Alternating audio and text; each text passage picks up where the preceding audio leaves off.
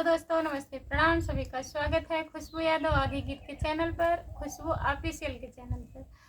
तो आप लोगों के बीच में जा रहे हैं कजरी गीत सुनाने। बहुत प्यारा कजरी गीत है। एक नाम के दोनों लोग हैं। हम भी खुशबू हैं, ये भी खुशबू है। हम पागल हैं कि ये पागल है? नहीं भाई, हम पागल हैं। गाना गा रहे हैं हम लोग, गाना बन नहीं रहा है। तो प्लीज़ आप लोग सपोर्ट करिए, कमेंट में बताइएगा कैसा लगा। इतना मेहनत से हम लोग गाना बनाते हैं, तो प्लीज़ आप लोग सपोर्ट करिए, ढेर सारा प्यारा आशीर्वाद दीजिए।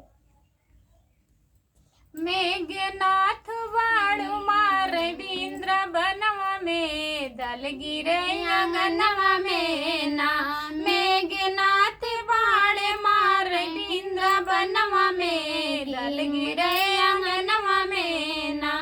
उनकर पापा समझावे, उनकर मम्मी समझावे, उनकर पापा समझावे, उनकर मम्मी समझावे। बेटी का लिखल बा तोहरे करमवा में, दल गिरे अंगनवा में ना।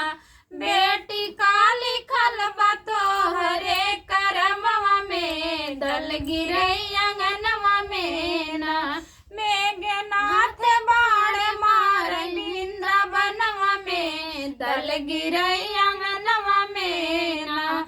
मेघनाथ बाण मार बिंद्र बनवा में, दल गिरे अंगनवा में ना।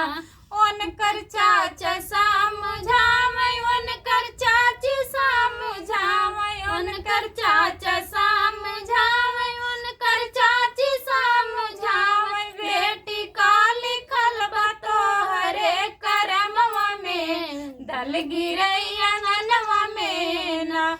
बेटी का लिखल बा तोहरे करमवा में, दल गिरे अंगनवा में ना। मेघनाथ बाण मारे बिंद्र बनवा में, दल गिरे अंगनवा में ना।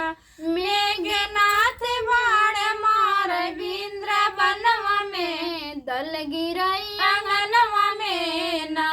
उनकर भैया समझावे, उनकर भाभी समझावे, उनकर भैया समझावे, उनकर भाभी समझावे। बहना का लिखल बा तोहरे करमवा में, दल गिरे अंगनवा में ना।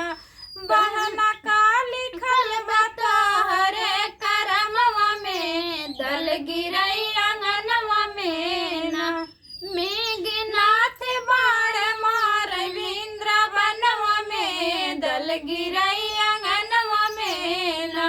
मेघनाथ बाण मार बिंद्र बनवा में, दल गिरे